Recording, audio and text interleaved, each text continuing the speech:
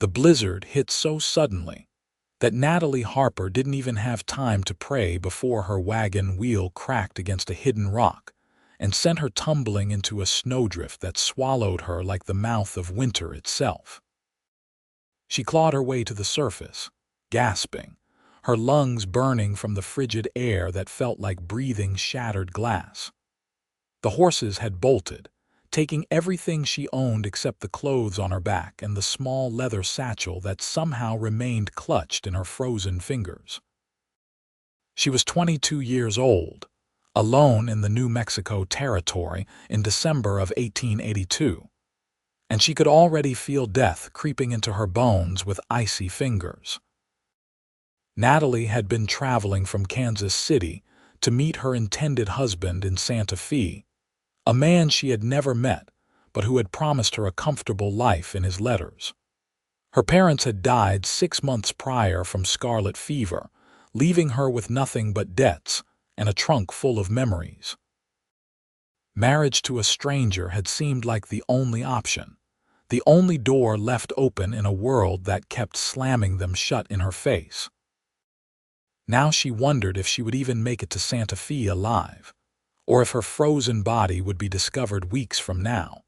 Another cautionary tale about foolish women traveling alone. She stumbled forward through the snow, her gray wool dress already soaked through and weighing her down. The wind howled like a pack of wolves, and she could barely see 3 feet in front of her face. Her dark hair had come loose from its pins and whipped around her head like angry snakes. She had lost feeling in her toes 10 minutes ago, and her fingers were turning blue despite being tucked into her armpits. She kept walking because stopping meant dying, and despite everything, Natalie Harper was not ready to die. The ranch house appeared like a mirage through the white curtain of snow. At first, she thought her mind was playing tricks on her, that this was what happened before you froze to death. But as she got closer, she could make out the solid wooden structure, the smoke rising from the chimney, the warm glow of lamplight in the windows. She tried to call out, but her voice came out as barely a whisper. Her legs gave out when she reached the porch steps, and she collapsed against the wooden planks, her consciousness flickering like a candle in the wind.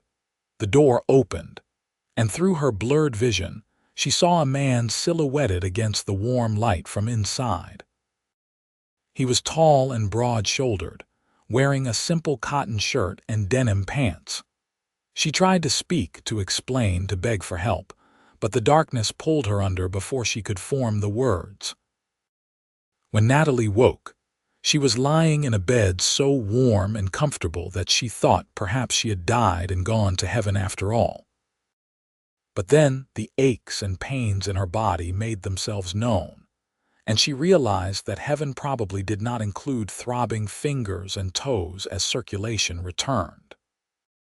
She opened her eyes and found herself in a small bedroom with rough wooden walls, a simple dresser, and a window that showed the blizzard still raging outside.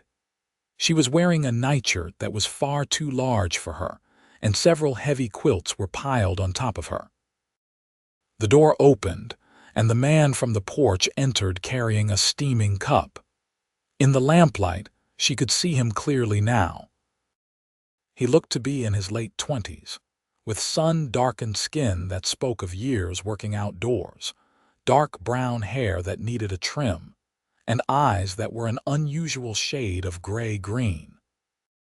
His face was handsome in a rough, weathered way, with a strong jaw covered in several days' worth of stubble, and a nose that looked like it had been broken at least once. There was a kindness in his expression that put her somewhat at ease, though her heart still raced with the vulnerability of her situation. "You are awake," he said, his voice deep and measured. "That is good. I was worried you might not make it. Found you on my porch about 4 hours ago, frozen nearly solid." He held out the cup. "This is broth. You need to drink it slowly. Your body has been through quite an ordeal." Natalie struggled to sit up, wincing at the pain in her muscles. She took the cup with shaking hands, and he steadied it for her when it threatened to spill. The broth was warm and salty, and the most delicious thing she had ever tasted. She wanted to gulp it down, but she heeded his advice and took small sips. "Thank you," she managed to whisper, her throat raw and scratchy. "You saved my life." He pulled up a simple wooden chair and sat down, maintaining a respectful distance. "No thanks necessary. Could not very well leave you out there to freeze. I am Dalton Quinn. This is my ranch about 15 miles west of Raton, New Mexico territory." "Natalie Harper," she replied. "I was traveling to Santa Fe when my wagon crashed. The horses ran off with everything." The reality of her situation hit her then, and tears welled up in her eyes. "I have nothing. No money, no belongings, nowhere to go." Dalton was quiet for a moment, studying her with those unusual eyes. "The blizzard is supposed to last another 2 days at least. You can stay here until it passes and you are recovered enough to travel. We will figure out the rest after that." Over the next 2 days, as the storm continued to rage outside, Natalie learned that Dalton Quinn was a man of few words but many actions. He brought her meals 3 times a day, kept the fire in the small stove burning, and checked on her regularly to make sure she was recovering. She also learned that he ran this ranch almost entirely by himself, except for a hired hand named Miguel who lived in the bunkhouse and was currently stuck there because of the snow. On the 3rd day, when Natalie felt strong enough to leave the bed, she ventured out into the main living area of the house. It was a disaster. Dishes were piled in the wash basin. Dust covered every surface. Mud was tracked across the floor, and what looked like 3 days' worth of clothes were draped over every available chair. Dalton was at the table, attempting to sew a button back onto a shirt and doing a remarkably poor job of it. "May I?" she asked, gesturing to the shirt. He looked up, surprised to see her out of bed. "You should be resting." "I have been resting for 3 days. I am going mad in that room. Please let me help. You have done so much for me. It is the least I can do." He hesitated, then handed her the shirt and needle. She sat down at the table and made quick work of the button, her stitches small and neat. She had learned to sew as a young girl, and her mother had always praised her for her fine needlework. When she finished, she looked around the room again. "This house needs a good cleaning," she said. "And those dishes need washing, and I suspect you have been living on nothing but beans and bacon for weeks." Dalton actually looked a bit embarrassed, color rising in his cheeks. "I am not much for housekeeping. I can handle the animals and the land just fine, but the inside of the house has always been something of a challenge. Well, while I am here, let me earn my keep, please. I cannot just sit idle knowing I owe you my life." So Natalie began to clean, and the transformation was remarkable. She scrubbed the dishes until they gleamed, swept and mopped the floors, dusted every surface, and organized the chaos into order. She found a cookbook on a shelf that looked like it had never been opened, and used the supplies in the pantry to make a proper stew with vegetables and herbs. The smell that filled the house was heavenly, and when Dalton came in from checking on the animals, he stopped in the doorway and just stared. "Is something wrong?" Natalie asked, suddenly worried she had overstepped. "No," he said slowly. "It is just that this house has not looked like this or smelled like this since my mother died 8 years ago. I had forgotten what it was like to have a woman's touch around here."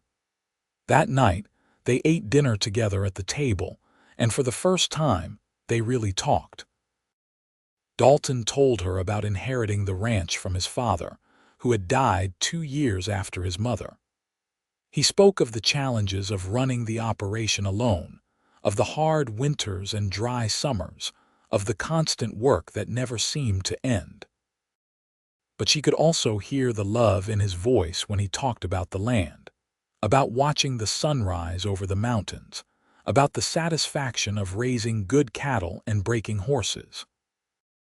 Natalie told him about her life in Kansas City, about losing her parents, about the arranged marriage she had been traveling toward.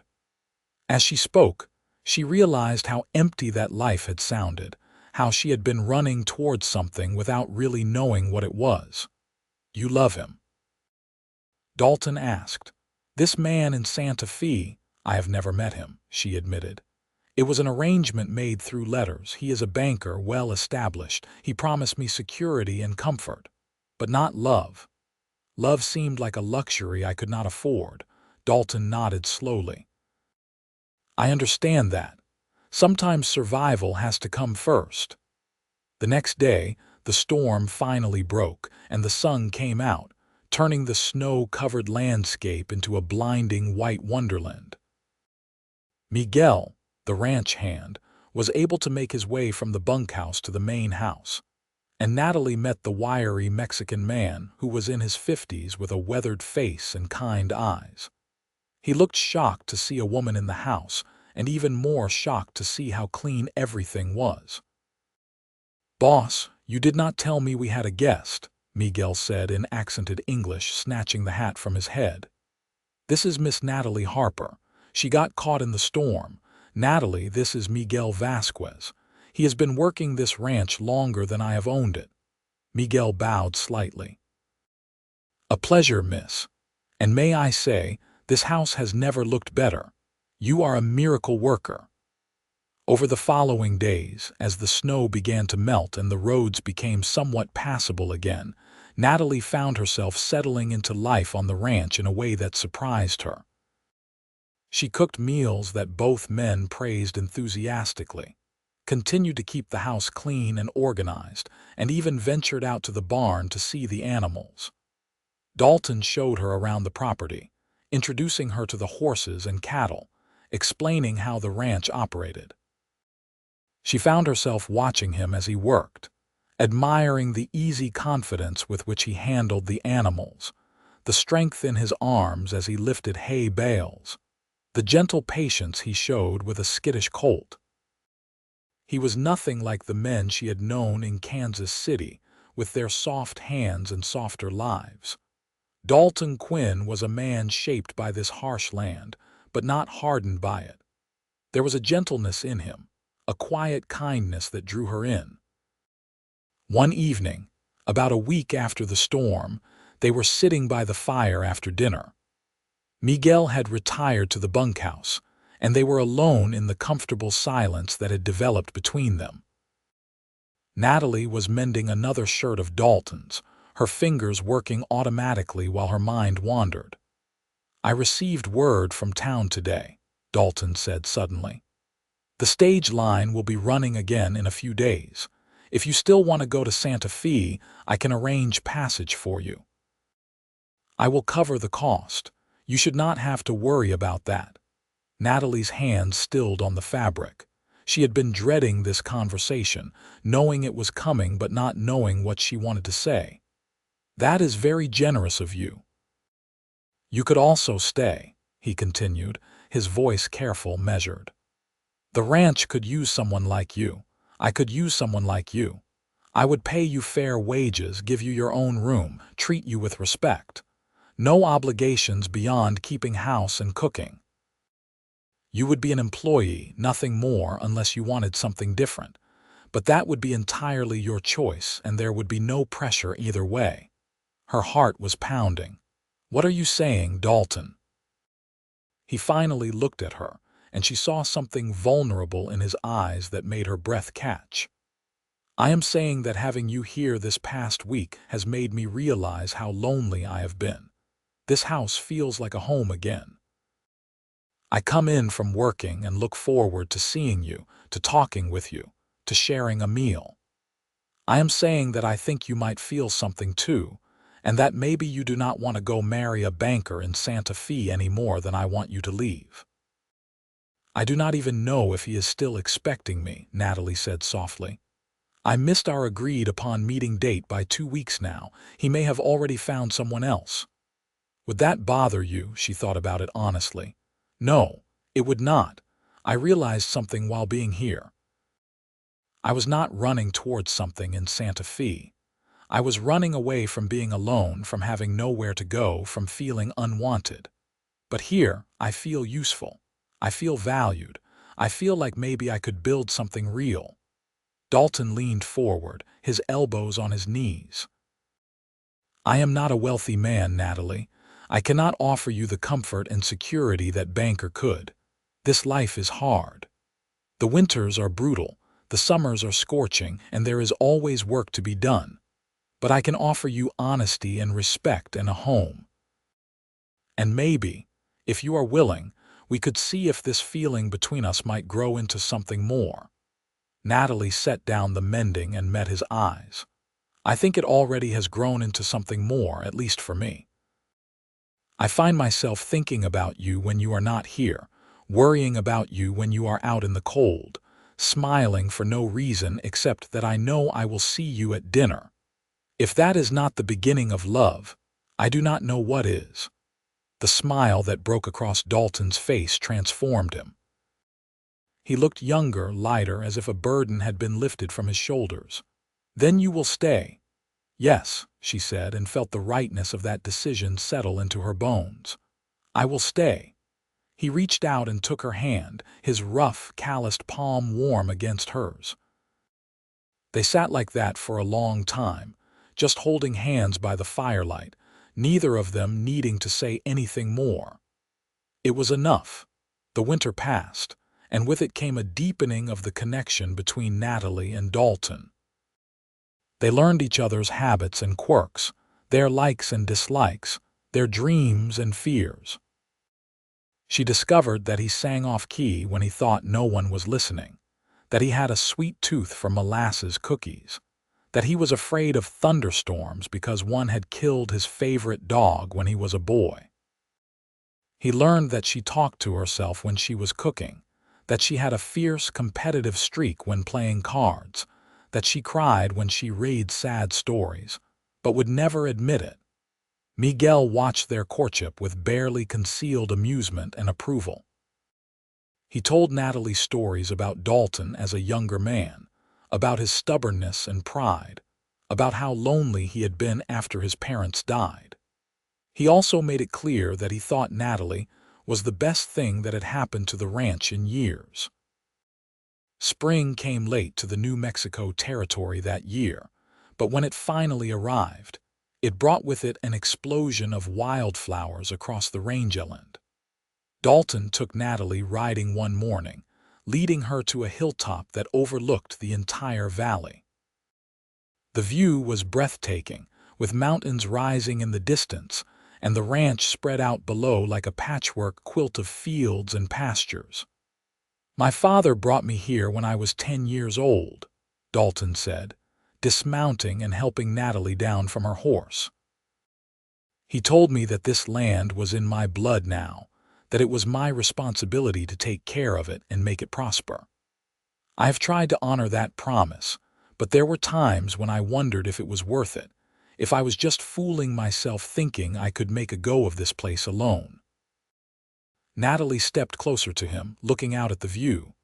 You are not alone anymore. He turned to her then, and there was an intensity in his eyes that made her pulse race. No, I am not. Natalie, I know we have not known each other very long, only a few months, but I have never been more sure of anything in my life. I love you. I love your strength and your kindness, your stubborn independence and your soft heart. I love the way you have made this house a home, the way you laugh at my terrible jokes, the way you look in the morning with your hair all mussed from sleep. I want to wake up next to you every day for the rest of my life. I want to build a future with you, raise children with you, grow old with you. Will you marry me? Tears were streaming down Natalie's face, but they were tears of joy. Yes, she whispered. Yes, I will marry you. I love you too, Dalton Quinn. I think I started falling in love with you the moment I woke up in that bed and saw you bringing me broth, even though I was a complete stranger who had collapsed on your porch. You have shown me what love really is, not just words in a letter but actions every single day. "Yes, I will marry you." He kissed her then, his lips warm and gentle against hers, and she felt like she was finally, truly home. The wind blew around them, carrying the scent of wildflowers and fresh grass, and below them the ranch spread out like a promise of all the years to come. They were married 3 weeks later in Raton by a circuit preacher, with Miguel and a few neighboring ranchers as witnesses. Natalie wore a simple blue dress that she had sewn herself from fabric Dalton had bought her in town. It was not the grand wedding she might have imagined as a girl, but it was perfect in its simplicity and sincerity. When Dalton placed the ring on her finger, a simple gold band that had belonged to his mother, she felt the weight of it like a blessing. The first year of their marriage was not easy. There was a drought that summer that left the pastures brown and withered, and they had to sell off some of the cattle to afford to buy feed for the rest. A pack of wolves killed 3 calves before Dalton and Miguel managed to track them down and drive them away. The roof leaked during a rare rainstorm, and Natalie spent an entire day with buckets strategically placed around the house, running from one to another to empty them. But through it all, they had each other, and that made every hardship bearable. Natalie learned to ride better, becoming confident enough to help with the cattle when Miguel was needed elsewhere. She learned to shoot, practicing with an old rifle until she could hit a target at 50 yards. Dalton taught her about the ranch's finances, showing her the books and explaining how they managed their money. He valued her opinion on decisions large and small, treating her as a true partner in the operation. At night, they would lie in bed and talk about the future, about their dreams and plans. Dalton spoke of expanding the herd, of maybe getting some sheep to diversify their income. Natalie talked about putting in a proper vegetable garden, about maybe getting some chickens and pigs. They both talked about children, though Natalie privately worried about whether she would be able to conceive. Her mother had lost 3 babies before Natalie had been born, and she feared she might have the same difficulty. But in the spring of 1884, almost exactly 2 years after Natalie had stumbled onto Dalton's porch, she realized she was pregnant. She waited a month to be sure, not wanting to get Dalton's hopes up, but when she was certain, she could not keep the secret any longer. She told him one evening at dinner, simply placing his hand on her still flat stomach and saying, "We are going to have a baby." The expression on his face was one she would remember for the rest of her life. Pure joy, wonder, and a touch of terror all mixed together. He pulled her into his arms and held her so tightly she could barely breathe, his face buried in her hair. "I am going to be a father," he whispered, his voice choked with emotion. "We are going to be parents. Are you happy?" She asked, though she could feel his happiness radiating through his entire body. "Happy does not even begin to cover it," he said, pulling back to look at her. "You have given me so much already, and now this. I did not think it was possible to love you more than I already did, but I was wrong." The pregnancy was not easy. Natalie was sick for the first 3 months, barely able to keep anything down. She lost weight despite the baby growing inside her, and Dalton worried constantly, hovering over her like a mother hen. As her belly grew, she found it harder to do the physical work around the ranch, and they hired a young woman from town, Clara Peterson, to help with the housework and cooking. Clara was 18, plain but pleasant, and proved to be a hard worker and good companion. Dalton became even more protective as Natalie's due date approached. He insisted she rest more, do less, take better care of herself. It drove her half mad, but she also found it endearing, this rough cowboy so worried about her and their unborn child. Miguel was nearly as bad, treating her like she might break at any moment. Their son was born on a cold December night in 1884, during another snowstorm that seemed to echo the one that had brought Natalie to the ranch in the first place. The labor was long and difficult, with only Clara and a midwife from town to help. Dalton paced outside the bedroom door for 12 hours, driving Miguel to distraction. But when the baby finally came, healthy and screaming at the top of his lungs, and the midwife opened the door to let Dalton in, the look on his face when he saw his son for the first time made every moment of pain worth it.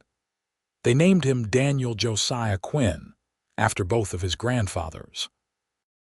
He had Dalton's dark hair and Natalie's brown eyes, and from the moment he entered the world, he wrapped his parents around his tiny fingers. Dalton was a devoted father, getting up for middle-of-the-night feedings, changing diapers without complaint, and spending hours just watching his son sleep with an expression of absolute wonder on his face. Natalie recovered slowly from the birth, grateful for Clara's continued help around the house. She and Dalton marveled at every little thing Daniel did, every smile and coo and milestone. He was a happy baby, generally content and curious about the world around him. As he grew, he showed early signs of having his father's calm temperament and his mother's determination. The ranch prospered over the next few years. The rains returned, the grass grew thick and green, and the cattle thrived. Dalton was able to hire another hand, a young man named Thomas who was eager to learn the ranching trade. They expanded the house, adding on 2 more bedrooms and a proper dining room. Natalie's garden flourished, providing vegetables that she canned for the winter months. They got chickens and pigs, just as she had dreamed, and she sold eggs and butter in town for extra money. Daniel grew into a sturdy toddler with his father's fearless nature and his mother's quick mind. He followed Dalton around the ranch, copying everything his father did, and Dalton's heart seemed to grow bigger every day with love for his son. Natalie watched them together, this man and this boy, and felt such contentment that sometimes it scared her. How could life be this good? When would something come along to take it all away, but nothing did? Life continued to bless them. When Daniel was 3, Natalie became pregnant again. This time, the pregnancy was easier, though she still had some morning sickness in the beginning. She gave birth to a daughter in the summer of 1888, a tiny, delicate girl with her mother's dark hair and her father's unusual gray-green eyes. They named her Dorothy Mee Quinn, and if they had thought they could not love a child more than they loved Daniel, Dorothy proved them wrong. She was different from her brother, more sensitive and artistic where he was physical and adventurous. She loved flowers and music, and Natalie made sure to nurture those interests. Dalton built a swing for her in the big cottonwood tree near the house, and many evenings were spent pushing her gently back and forth while she giggled with delight. Daniel was a devoted big brother, protective and patient with his little sister. They played together constantly, making up elaborate games that involved the barn, the animals, and their vivid imaginations. Watching them together, Natalie and Dalton often exchanged glances of shared joy and gratitude. The years passed, marked by the changing seasons and the rhythms of ranch life. Daniel grew tall and strong, learning to ride and rope and care for the cattle. Dorothy learned to cook and sew from her mother, but she also learned to ride and was not afraid of hard work. Both children attended the small school in Raton, making the journey on horseback each day when the weather allowed.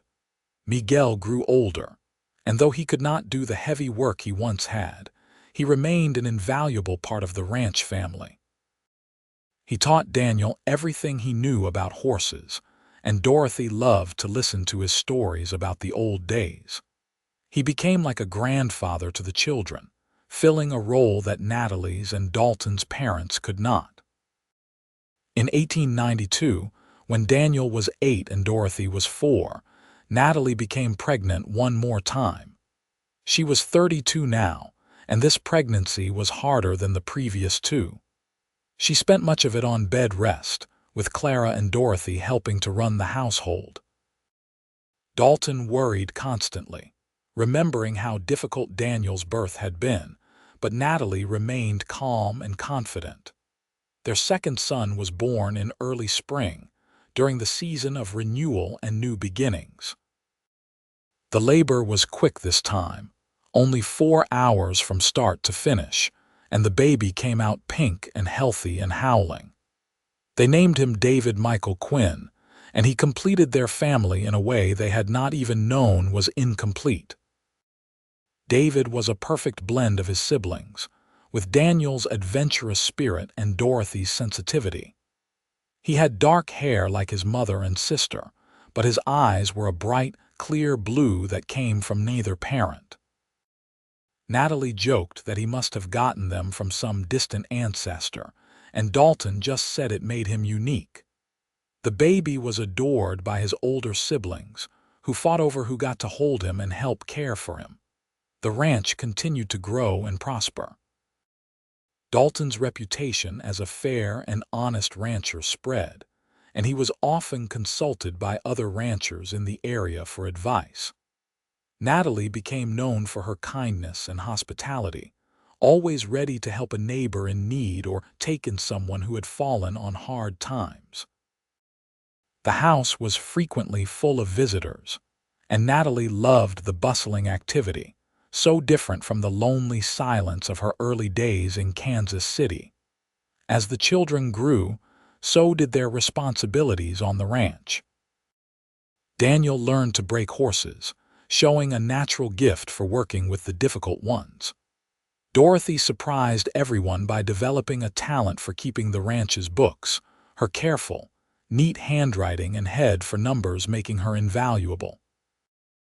David, still young, helped feed the chickens and gather eggs, taking his small jobs very seriously.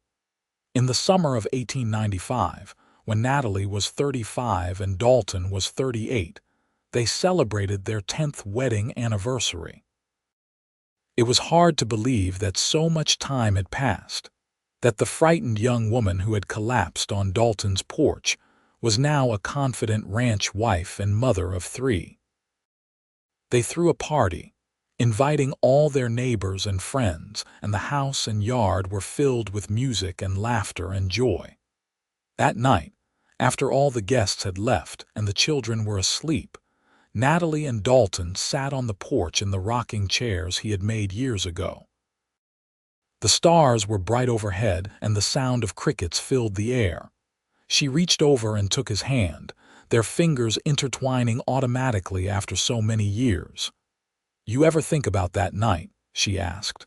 "When I appeared on your porch half frozen, all the time," he admitted. "I think about how easily I could have missed you, could have been in the barn or the back of the house when you collapsed. I think about how my entire life changed in that moment, though I did not know it yet. I was so lost then," she said softly. "I had no idea who I was or what I wanted. I was running toward a future I did not even want, just because I could not think of any other option.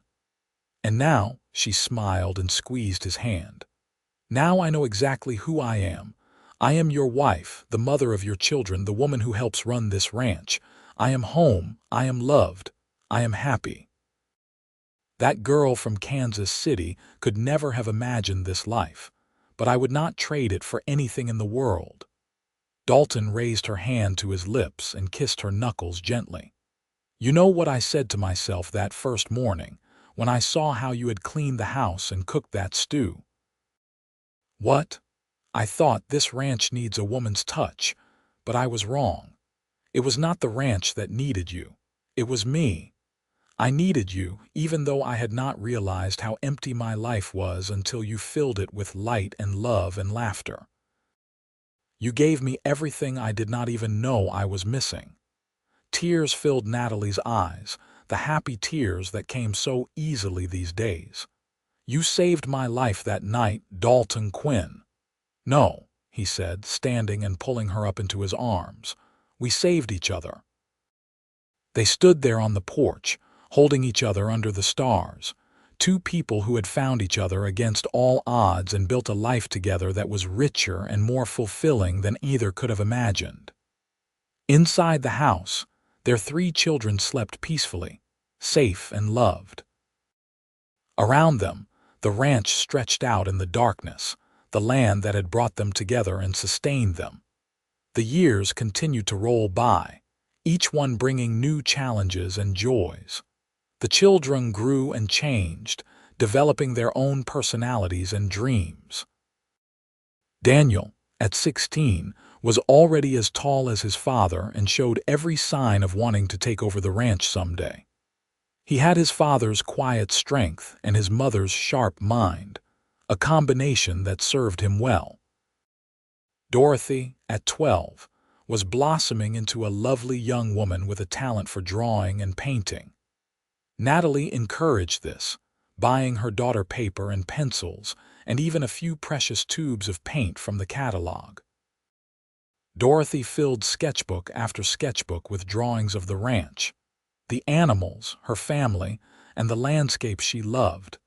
David, at 8, was the comedian of the family, always ready with a joke or a funny face to make everyone laugh. He was smaller than Daniel had been at that age, but he made up for it with sheer determination and a fearless approach to life that sometimes gave his parents heart palpitations. Miguel finally retired at the age of 70, though he remained on the ranch in a small cabin Dalton built for him near the main house. He spent his days teaching David to rope and telling stories to anyone who would listen. His presence was a comfort to the whole family, a reminder of continuity and tradition. In 1898, New Mexico Territory was still working toward statehood, and Dalton became involved in local politics, serving on the town council in Raton. Natalie was proud of him, watching as her once quiet, reserved husband became a voice for fairness and progress in the community. He pushed for better schools, for roads to be maintained, for support for smaller ranchers against the bigger operations that threatened to swallow them up. That same year, tensions with Spain reached a breaking point and war broke out. Daniel, now 16, wanted desperately to enlist to be part of the conflict. Natalie and Dalton had long conversations late into the night about whether to allow it, but in the end, they convinced him to wait. He was needed on the ranch, they argued, and the war would likely be over before he could finish training anyway. Daniel was frustrated but ultimately agreed, though he followed the news from Cuba and the Philippines with intense interest. Life on the ranch continued its steady rhythm. Calves were born each spring, branded and turned out to pasture. Hay was cut and stored for winter. Fences were mended, horses were broken, and the cycle of life and work continued as it always had. Natalie found deep satisfaction in the predictability of it, in the knowledge that this land and this family were hers, and she was theirs. In 1900, as the new century dawned, Dalton decided it was time to expand their operations. He purchased additional land from a neighbor who was retiring, adding another 500 acres to their holdings. It meant more work, but it also meant more security for their children's future. Daniel threw himself into the project with enthusiasm, working alongside his father to fence the new pasture and move cattle onto the fresh grazing land. Dorothy, at 14, received a letter from a women's art school in Denver, inviting her to apply for admission. It was a huge honor, but it would mean leaving the ranch, leaving her family, for months at a time. Natalie and Dalton discussed it with Dorothy, making it clear that the decision was hers to make. After much thought, Dorothy decided to wait a few more years, wanting to be older before she ventured so far from home. Natalie secretly breathed a sigh of relief, not quite ready to let her daughter go. David, now 10, discovered a love for reading that surprised everyone. He would spend hours absorbed in books, everything from adventure stories to histories to scientific texts. Dalton built him a bookshelf in his room, and it quickly filled with volumes purchased on trips to town or ordered from catalogs.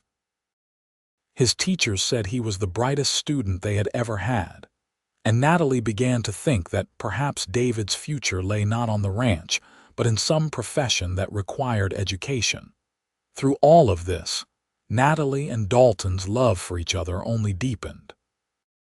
They had been through so much together: hard times and good times, births and deaths, struggles and triumphs. They knew each other's moods and thoughts without words, could communicate with just a glance across a crowded room. Their physical intimacy remained strong, both of them still drawn to each other with a passion that had not dimmed with time. In 1902, tragedy struck when Miguel died peacefully in his sleep at the age of 75. The entire family mourned him deeply. He had been such a constant presence in their lives, a source of wisdom and humor and unconditional love. They buried him on a hill overlooking the ranch, with a simple wooden cross marking his grave. Daniel carved his name and dates into the wood with painstaking care, and Dorothy painted wildflowers around the edges. It was a fitting tribute to a man who had loved this land and this family so well. That same year, Dalton suffered a serious injury when a horse threw him, and he broke his leg.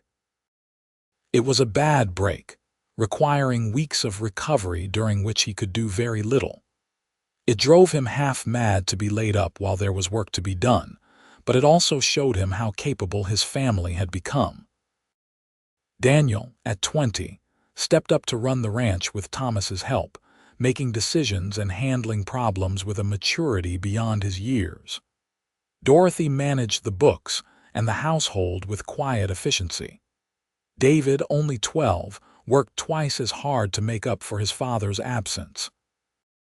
Natalie cared for Dalton with patient devotion, changing bandages, bringing him meals, and keeping him company during the long, boring days of recovery.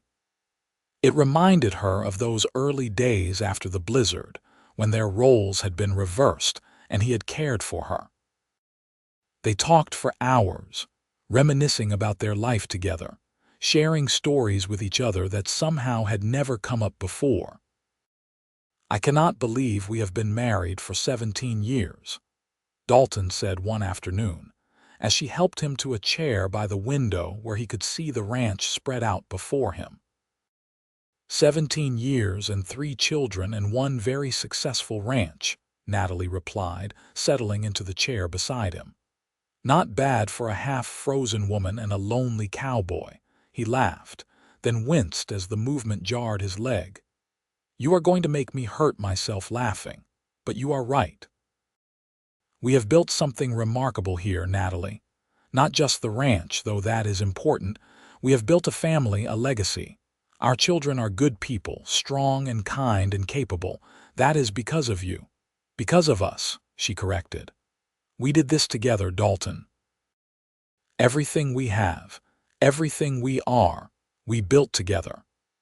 By the time Dalton's leg had fully healed in the spring of 1903, Daniel had proven himself more than capable of being a partner in running the ranch rather than just a helper. Dalton formally made him a co-owner, signing papers that gave Daniel a stake in the operation. It was a proud day for all of them, seeing the next generation step up to carry on what had been built.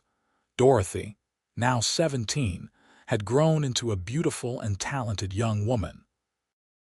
She had suitors calling regularly, much to Dalton's consternation and Natalie's amusement. But Dorothy was in no hurry to marry, preferring to focus on her art and help with the ranch. She had developed a small business selling her paintings to people in Raton and even as far away as Santa Fe, and her work was gaining recognition. David, at 13, was preparing to go away to school. There was an excellent academy in Santa Fe that prepared young men for university, and though it broke Natalie's heart to send him away, she knew it was the right thing for him. His mind needed challenges that the small school in Ratong could not provide. Dalton had initially resisted the idea, wanting all his children close, but Natalie had convinced him that they had to let David follow his own path. In September of 1903, they took David to Santa Fe and saw him settled into the academy. It was one of the hardest things Natalie had ever done, leaving her youngest child so far from home. She cried the entire journey back to the ranch, and Dalton held her hand in silence, his own eyes suspiciously bright. But David wrote regularly, his letters full of enthusiasm about his studies and the new things he was learning, and gradually, Natalie's heart eased. Life on the ranch adjusted to David's absence. The house felt quieter, emptier, though Daniel was still there, and Dorothy showed no signs of leaving anytime soon. Natalie threw herself into her work, expanding her garden and taking over more of the ranch's administrative tasks. She discovered she had a good head for business, negotiating better prices for their cattle and finding new markets for their goods.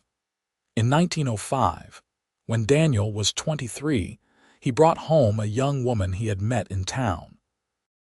Her name was Sarah Mitchell, and she was the daughter of the local general store owner. She was pretty and practical, with a warm smile and a no-nonsense attitude that Natalie immediately liked. It was clear that Daniel was head over heels in love, and after a courtship of several months, he asked Sarah to marry him. She said yes without hesitation. The wedding was held at the ranch in the summer of 1906, a joyous occasion that brought together friends and neighbors from all over. Natalie watched her eldest son marry this lovely young woman and felt a bittersweet mix of happiness and sadness. Her baby was all grown up, starting his own family, and though he and Sarah would live on the ranch in a house Dalton had built for them, things would never be quite the same. But change was not necessarily bad, Natalie reminded herself. It was just different, a new chapter in the ongoing story of their family. And when Sarah became pregnant just a few months after the wedding, Natalie felt joy at the prospect of becoming a grandmother. The baby, a boy they named Daniel Jr., was born in the spring of 1907, and Natalie fell in love all over again with this tiny, perfect person who carried on their family line. Dorothy finally left for art school in Denver in the fall of 1907. She was 21 and more than ready, and though Natalie missed her desperately, she was proud of her daughter for pursuing her dreams. Dorothy's letters were full of excitement about her classes, her teachers, and the other students. She was thriving in a way that made Natalie realize they had made the right decision to let her go. David came home for holidays and summers, each time seeming more grown up and sophisticated. He talked about ideas and philosophies that Natalie barely understood, but she loved listening to him, loved seeing his mind expand and grow. He was 17 now, on the cusp of manhood, and already talking about going to university back east to study law or medicine.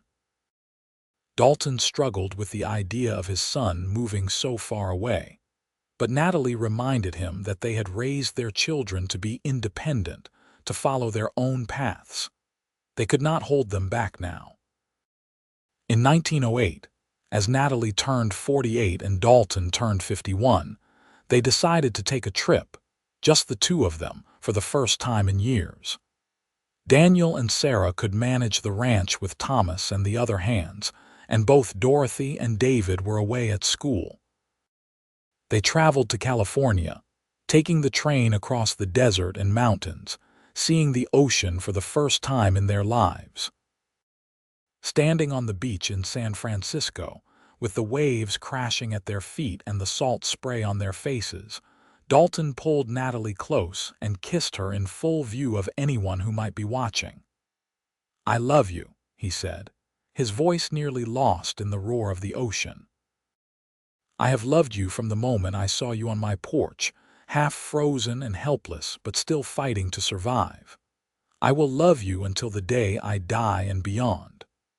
Natalie kissed him back, tasting salt and joy and the love that had sustained them through more than 20 years of marriage. "And I love you. You gave me a home when I had nowhere to go. You gave me a purpose when I felt useless. You gave me a family and a life beyond anything I could have imagined. You are my heart, Dalton Quinn, and you always will be." They returned to the ranch refreshed and reconnected, ready to face whatever the future might bring. Daniel Jr. was walking now, a chubby toddler who followed his grandfather around with devoted adoration. Sarah was pregnant again, due in the spring. Dorothy had written to say she was considering staying in Denver after graduation, that there were opportunities there for a female artist that did not exist in New Mexico. David had been accepted to Harvard University, a prestigious honor that filled them all with pride even as it meant he would be even farther away. The years from 1908 to 1912 passed in a blur of activity and change. Sarah gave birth to twins, a boy and a girl they named Matthew and Margaret. Dorothy did stay in Denver, opening her own studio and gallery, though she visited the ranch regularly. David excelled at Harvard, studying law and writing long letters about politics and social justice that showed his father's sense of fairness and his mother's compassion for others. Dalton and Natalie settled into the role of ranch elders, still active and involved, but gradually handing over more responsibility to Daniel and Sarah. They enjoyed their grandchildren immensely, spoiling them in ways they had never spoiled their own children. They took long rides together across the ranch, just the two of them, remembering and dreaming. They made love with the ease and familiarity of long practice, but also with a passion that had never truly faded. In 1912, New Mexico finally achieved statehood, becoming the 47th state in the Union. It was a momentous occasion, and Dalton was invited to the ceremonies in Santa Fe as one of the respected ranchers and community leaders. The whole family attended, even David coming home from Harvard for the occasion. They stood together as the new state flag was raised, and Natalie felt a swell of pride for this land that had adopted her, this place that had become home in the deepest sense of the word. That evening at a dinner celebrating the new state, an older woman approached Natalie. She was elegantly dressed, clearly wealthy, with graying hair and sharp eyes. "You are Natalie Quinn, are you not?" the woman asked. "Yes, I am. I am sorry, have we met?" The woman smiled slightly. "No, but I knew you were supposed to marry my brother 30 years ago. I am Eleanor Hawthorne. My brother, Charles Hawthorne, was the banker in Santa Fe who was expecting you in the winter of 1882. Natalie felt as if the floor had dropped out from under her. She had not thought about Charles Hawthorne in years, had almost forgotten the life she had been traveling toward all those years ago. "I see. I apologize for not fulfilling that agreement. The circumstances were beyond my control." Eleanor waved a hand dismissively. "No apology necessary. Charles married someone else within the year and has been happily wed for nearly 3 decades now. I only wanted to meet you because I heard the story about how you survived the blizzard and ended up marrying a rancher instead. It is quite romantic, really. And seeing you here with your family, I can tell you made the right choice. Charles would have given you comfort and security, but that man of yours," she nodded toward where Dalton stood talking with other ranchers, "he clearly gave you love. That is worth far more." Natalie felt tears prick her eyes. "He did. He gave me everything that matters." After Alina moved away, Natalie stood for a moment, thinking about the path her life had taken. If the blizzard had not happened, if her wagon wheel had not broken, if she had arrived in Santa Fe as planned, she would have married Charles Hawthorne and lived a completely different life. A comfortable life, perhaps even a happy one, but not this life. Not with Dalton and Daniel and Dorothy and David. Not with grandchildren and a ranch and a love that had grown deeper with every passing year. Dalton appeared at her elbow, slipping his arm around her waist. "What are you thinking about? You have that faraway look in your eyes." "Just how strange life is," she said, leaning into him. "How one moment, one decision, one twist of fate can change everything. How I ended up exactly where I was supposed to be, even though I did not know it at the time." He kissed the top of her head. "I think about that too. What if I had not heard you on the porch that night? What if I had been too late? I cannot imagine my life without you in it, Natalie. You are the best thing that ever happened to me." They danced together that night, moving slowly to the music while around them, the celebration of statehood continued. But in that moment, they were in their own world, just the two of them, still as much in love as they had been on their wedding day more than 25 years earlier. The years after statehood brought continued prosperity to the ranch. The cattle market was strong, and Dalton and Daniel made smart investments that paid off handsomely. They were able to afford modern conveniences like indoor plumbing and even electricity when the lines finally reached their area in 1915. Natalie marveled at the changes, at how different life was from those early days when she had hauled water from the well and cooked on a wood stove. David graduated from Harvard in 1914 and returned to New Mexico, though not to the ranch. He opened a law practice in Santa Fe, focusing on helping small ranchers and farmers against the larger interests that tried to take advantage of them. Dalton was immensely proud of his youngest son, seeing in him a dedication to justice and fairness. David married a school teacher named Elizabeth, and they had 2 children in quick succession, adding to the growing Quinn family. Dorothy continued to thrive in Denver, her artwork becoming increasingly popular and valuable. She never married, declaring that her art was her true love, though she had many close friends and seemed content with her life. She visited the ranch several times a year, always bringing new paintings to hang on the walls and stories of her adventures in the city. Daniel and Sarah had 2 more children, bringing their total to 5. The ranch house was often filled with the sound of children playing and laughing, a joyful chaos that Natalie loved. She was in her 50s now, her dark hair streaked with silver, her face lined with years of sun and wind and laughter.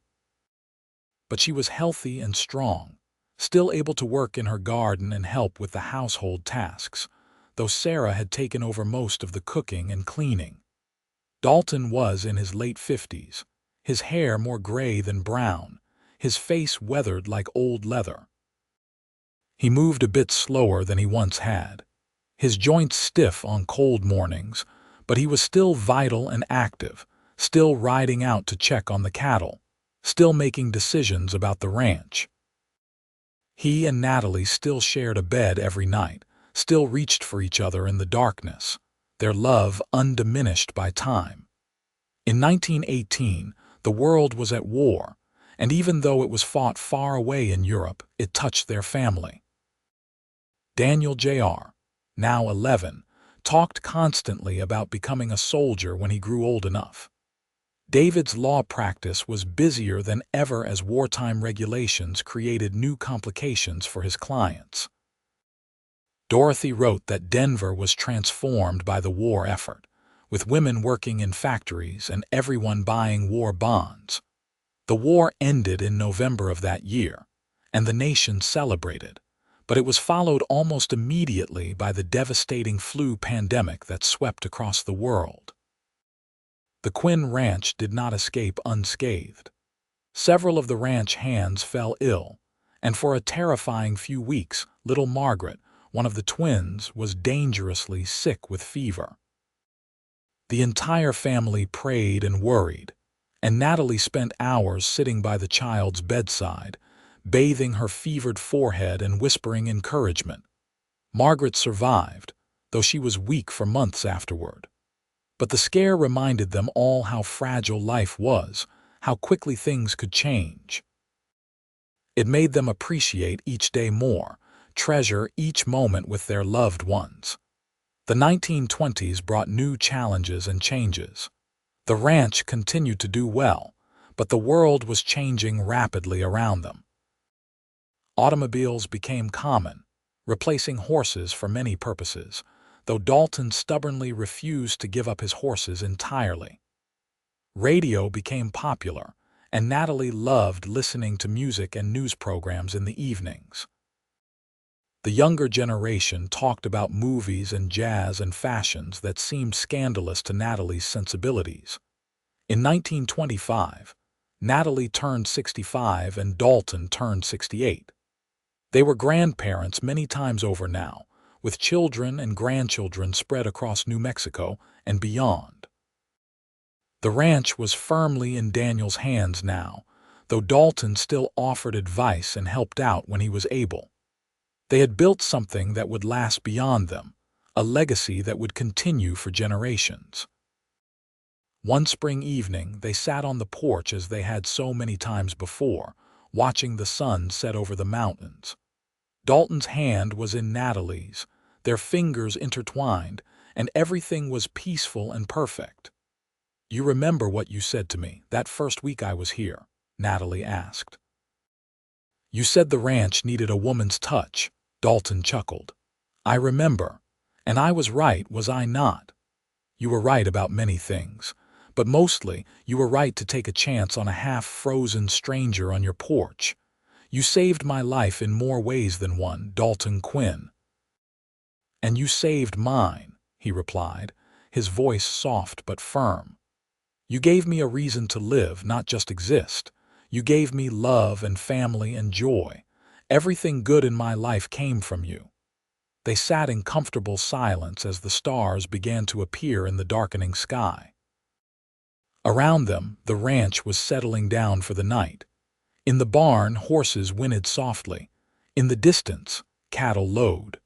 From inside the house, they could hear Sarah calling the children in for supper. "I love you," Natalie said, the words as true now as they had been the first time she spoke them. "I love you too," Dalton replied. "Always have, always will." Years continued to pass, each one bringing its own joys and sorrows. Dalton's health began to decline in his early 70s, his heart growing weak. The doctor said it was just age catching up with him, that he had lived a good, long life. Natalie refused to accept it at first, her own heart breaking at the thought of losing him. But gradually, she came to terms with the inevitable, focusing instead on making every remaining day they had together count. They spent hours reminiscing, going through old photographs and telling stories to their grandchildren about the early days of the ranch.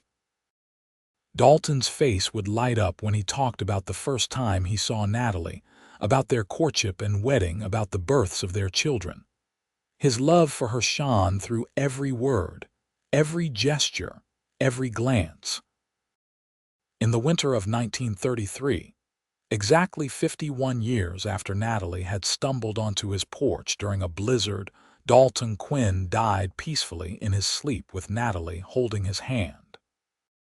He was 76 years old, and he left behind a legacy of love, hard work, and family that would endure for generations. The funeral was attended by what seemed like half the state of New Mexico. Ranchers and townspeople, friends and family, all came to pay their respects to a man who had lived his life with integrity and kindness. They buried him on the same hill where Miguel rested, with a view of the ranch he had loved so much. Daniel carved a beautiful headstone with both Dalton's name, and with space left for when the time came, Natalie's name beside it. Natalie grieved deeply, as anyone would who had lost their true love, their partner of more than 50 years. But she was not alone. She was surrounded by children and grandchildren who loved her, who made sure she was cared for and comforted. Daniel and Sarah insisted she live with them in the main house, and she gratefully accepted, not wanting to be alone in the home she had shared with Dalton. She lived for another 7 years, dying peacefully in her sleep in 1940 at the age of 80. In those years, she saw the ranch continue to prosper under Daniel's leadership. She saw her grandchildren grow and marry and have children of their own. She saw the world change in ways she could never have imagined as a young woman, with airplanes and electric lights and automobiles everywhere. But through it all, she carried Dalton with her in her heart. She talked to him often, telling him about the grandchildren, about the ranch, about her day.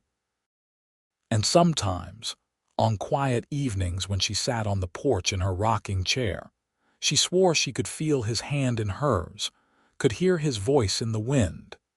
They buried her next to Dalton on that hill overlooking the ranch, finally reunited in death as they had been in life. The headstone bore both their names, Dalton Quinn, 1857–1933, and Natalie Harper Quinn, 1860–1940. Below their names, Daniel had carved a simple inscription, "Together forever in this life and the next." The ranch continued to thrive for generations, passed down through the Quinn family as a testament to what two people could build when they loved each other completely and worked together toward a common goal. And though the details of that long-ago winter night were eventually lost to time, the love story of Dalton and Natalie Quinn became a family legend, told and retold to each new generation as an example of how one moment of kindness can change everything, how love can grow in the harshest conditions, and how two people who were meant to be together will always find each other, no matter the odds. The ranch itself remained in the Quinn family for over 100 years, a living monument to a love that began with a blizzard and a desperate woman and a lonely cowboy who said his ranch needed a woman's touch, never realizing that what he truly needed was not someone to clean his house or cook his meals, but someone to share his life, to build a future with, to love completely and be loved completely in return. And in Natalie Harper, he found all that and more, just as she found in him a home, a purpose, and a love that would sustain her for the rest of her life and echo through generations yet to come.